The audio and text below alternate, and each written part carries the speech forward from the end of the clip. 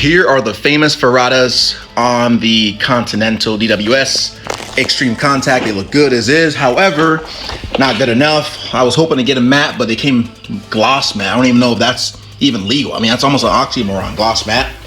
But that's how it came. I was thinking it would be sufficient, but as I looked at it, it wasn't. So I went ahead, if you notice, I vinyl wrapped these here. Look pretty good. Problem is, I look at it, it's just too glossy for me. So here's what's gonna go down. I'm gonna take off all the work that I did, and I'm gonna paint the whole thing matte black first. Then I'm gonna go back and redo everything. First wheel, so no big deal. In addition, I'm gonna go ahead and paint the calipers. I'm gonna stick with the black and blue and paint the calipers blue, and that'll kind of give it a little distinction, and we will go from there. I might get new rotors eventually, but these are looking kind of grayed out. But for now, this should be sufficient. So let's get going. So here are the wheels. Gone ahead and sanded them, used 320 grit, and just got off all the gloss. Anyway, just got the gloss off, and gonna go ahead and clean her up real quick. And once, whoops, careful, gotta be more careful than that. And I'm just gonna use a couple of things to clean. I first use this basic cleaner, glass cleaner, to get the basic dust off. Then I'm gonna use, before I paint, fast clean. So, really easy to do. I'm gonna do that real quick, and we will get this going. So, all right, so go ahead and use fast clean.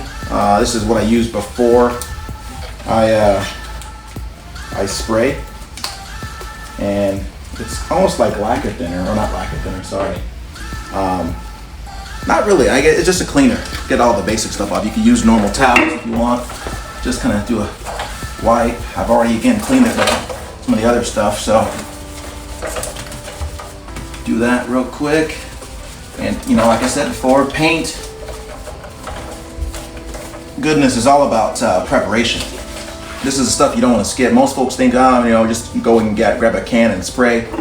Yeah, there's some good jobs you can do with cans, as long as you prep right. So you can't skip the preparation even with a can. And second piece of advice, take it slow. The longest way is a shortcut. Let it dry per coat. If you have heat gun, you can kind of quicken the time you take to dry because the heat gun's on it, but 10 to 15 minutes in between coats is key. Don't get greedy, it's happened to me before, and you'll find that you'll come up with a good job. So let's do this. All right, I'm just using basic Menards, Walmart flat black paint. Enamel works just as well. Before you spray, trust me, you get in a hurry, especially if you've done this a couple of times, you get complacent.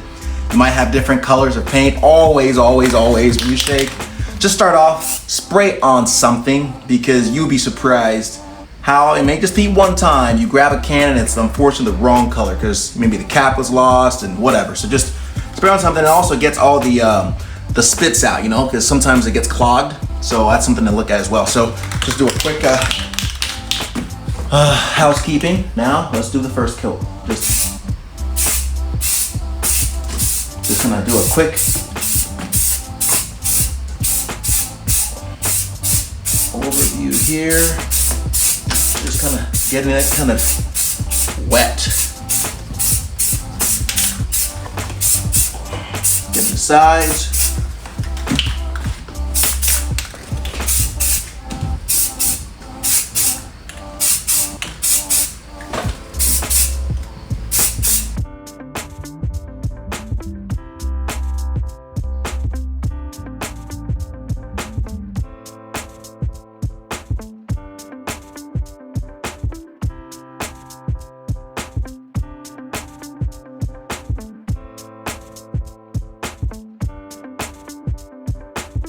Speed it up, got a little heat gun action going on.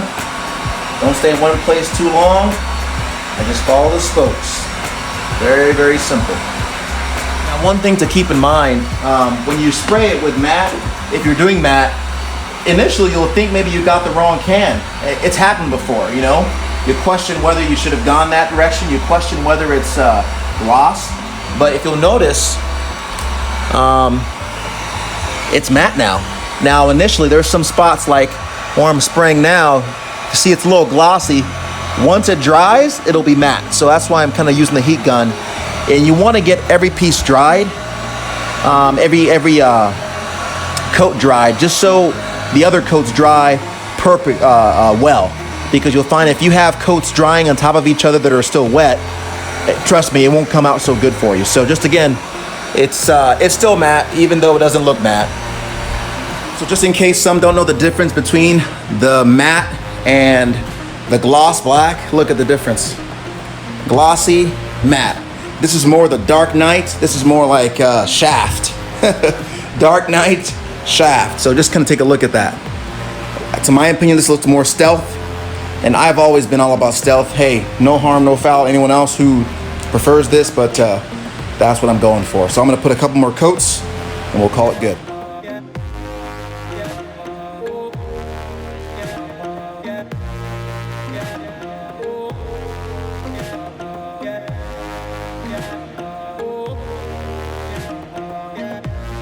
That'll help you out if you're using a can.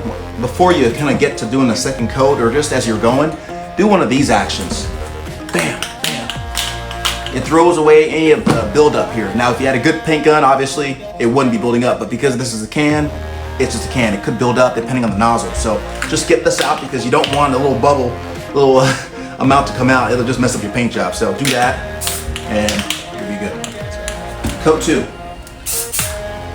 Make sure, flat black, yep. Let's go again. This time a little bit more, a little bit thicker, a little bit wetter.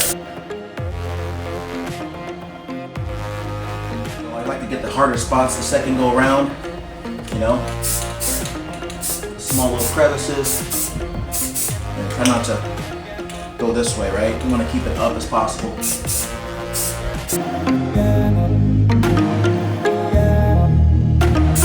Don't have a time limit that I necessarily set for it. Just make sure I do everything evenly. I am going to do a third coat. 3 coats on each wheel. That should be good. Some folks just do 2. I'm going 3.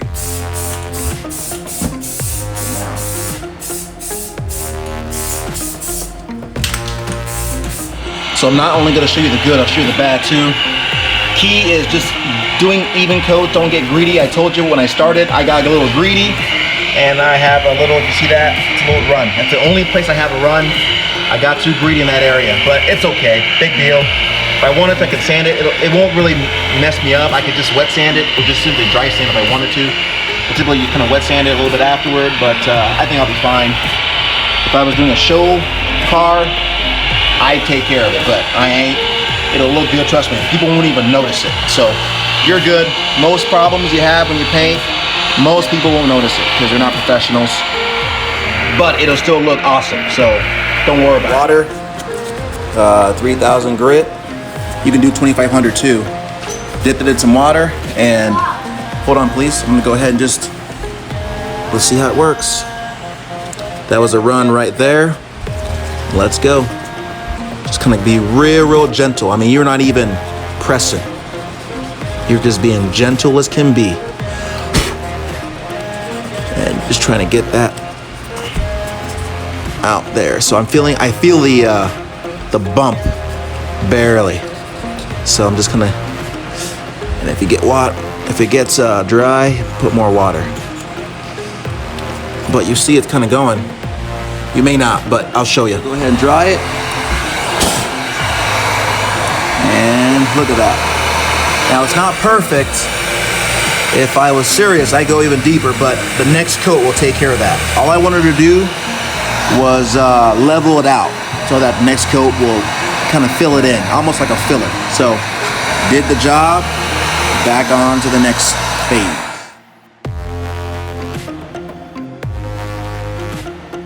Product, this is where it messed up, but I'm gonna be putting vinyl over it anyway, so I decided just to flatten it and then take care of it once the vinyl is done, but everything else looks pretty good. So that's how it goes, guys.